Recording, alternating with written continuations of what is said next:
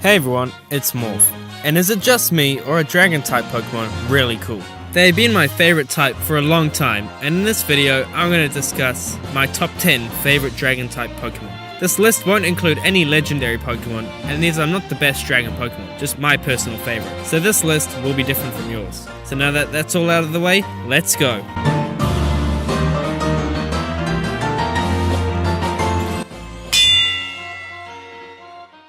Kicking off the list, we have KINGDRA. Okay, Horsey, that's a pretty cute Pokemon. Seadra, alright, so it's an angry horsey basically. KINGDRA, wow, that's cool. Personally, I don't like Seadra's design very much, so when I evolved it into a KINGDRA, it was definitely an improvement in my eyes.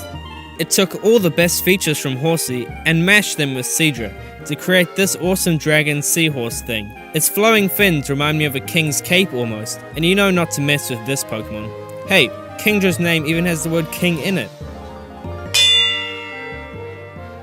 NOIVERN's design is sleek yet menacing, and this is not a bat you want to mess with. Usually, in caves, you come across annoying and unappealing bat Pokemon that are usually just not cool. But when you take the time to train Noibat, you'll realize what a beast NOIVERN is. I haven't used NOIVERN in any Pokemon video games, but I do use him in my TCG deck sometimes, and he is surprisingly fun to use. The card I use isn't very good compared to other cards, but it's his difficulty to play with that makes him much more enjoyable to use.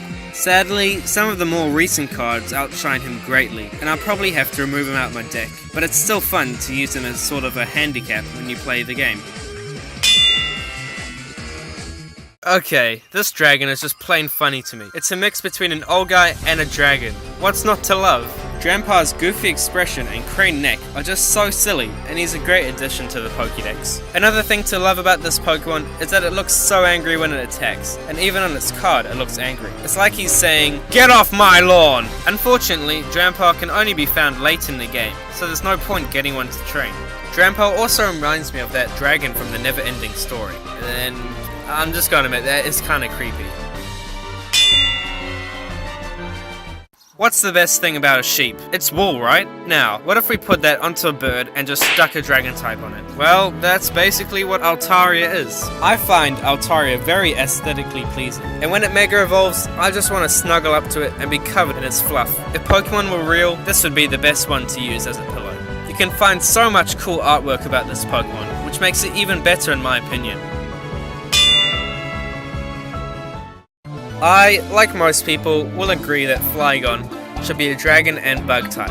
But no, even as a dragon and ground type, Flygon is still cool, and I can just imagine it speeding through a hot desert, whipping up sand behind it. Its eyes look like goggles, and that gives Flygon a pilot-like appearance. For a ground type, this Pokemon sure does love flying. It's even in the name. Right now, Flygon isn't the best Pokemon for competitive battling, and all we can do is hope for a Mega Evolution, as this Pokemon deserves one badly.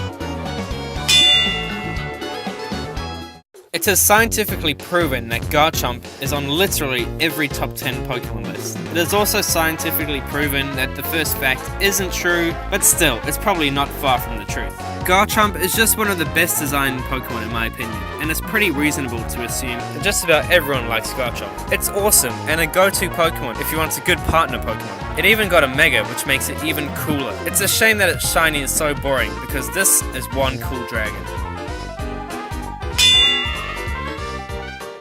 In Pokemon Sun and Moon, I picked up a Komoro at Pony Canyon pretty late into the game. I named her Maya, and she has stayed with me and helped take down the Elite Four. When Sun and Moon was being teased, and when I saw Jang Mo-O, I could tell it would evolve into something awesome. I was right, and I knew I just had to use Komoro on my team. Komoro's line is the first dragon and fighting Pokemon, and I think Game Freak did a really good job designing it. Also in Sun and Moon, I trained a competitive Salamence with a Salamence to Mega Evolve. It's only level 79 at the moment, but when it's level 100, it will be a total beast. I love how Bagon is so determined to fly, and eventually when it evolves, it gets to live out its dream of flying. Salamence's Mega Evolution is also really cool and sleek, and it makes a great addition to my team.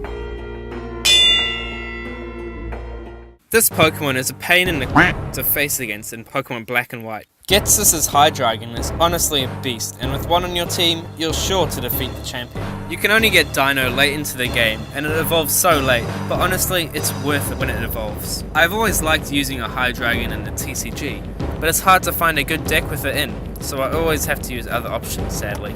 HYDREIGON was also my favourite for many years, and I still admire it to this day. Finally, we have number 1. I'm sure you all saw this coming. It's the one, it's the only, Kamala. This dragon-type Pokemon is my favourite because... Oh, wait, sorry guys. The real number 1 dragon is HAXORUS. Long-time fans of this channel will know that HAXORUS actually used to be my mascot. Since then, I've changed mascots, but HAXORUS still lives on in my heart. Here's my old intro even.